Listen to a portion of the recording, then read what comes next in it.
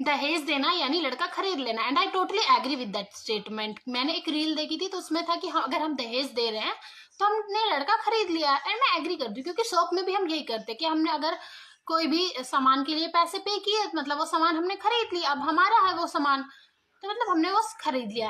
But उस video के नीचे कमेंट था कि हम भी लड़कियों को सरकारी नौकरी पे खरीद लेते। अबे पागल है क्या तू? सरकारी नौकरी के बाद कैसे खरीद लेगा? सरकारी नौकरी तो खुद कर रहा है, पैसे तू रखेगा, लड़की थोड़ी सारे पैसे ले रही है कि भाई तुम उसको हर महीने पूरी सैलरी बिना टच किए दे रहे हो, बदले में वो कोई काम नहीं कर रही है, वो घर तुम्हारे घर सिर्फ बैठे बैठे खा रही है, कुछ नहीं कर रही है, हाथ पैर नहीं हिला रही है।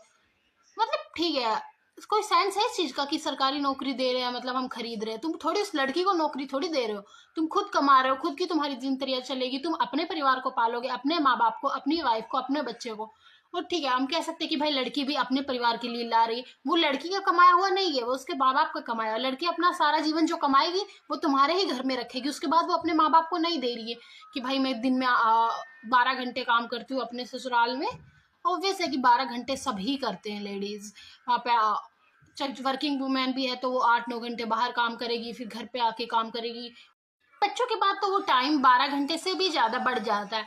तो मतलब वो उस टाइम काम कर रही है ना भाई, तुम ऑफिस में काम कर रहे हो ठीक है, ये मैं उनके लिए कह रही हूँ जो मतलब वो बेचारी डबल काम कर रही है।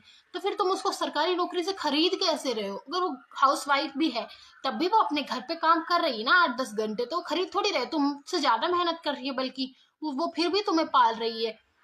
मतलब सीरियसली, लोग कह रहे कि हम सरकारी अगर तुम दहेज नहीं ले रहे हो, लाइक ठीक है, you are both marrying each other, तुम दोनों शादी कर रहे हो ठीक है, उसके बाद तुम इक्वल, तो उस केस में कोई किसी को नहीं खरीद रहा है, वो भी अपना बाहर काम करेगी और घर पे भी मतलब हेल्प कराओ।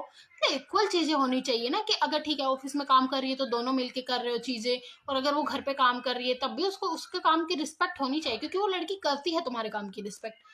तब तो तुम कहो कि चलो भाई हमारा म्यूचुअल है। मतलब एक तो तुम लाखों दहेज ले रहे हो और उसके बाद तुम कह रहे हो कि नहीं हमें खरीदा नहीं गया है। भाई तुम्हें खरीदा गया है, अगर तुम दहेज ले रहे हो मतलब तुम्हें खरीदा गया है, एक्सेप्ट इट।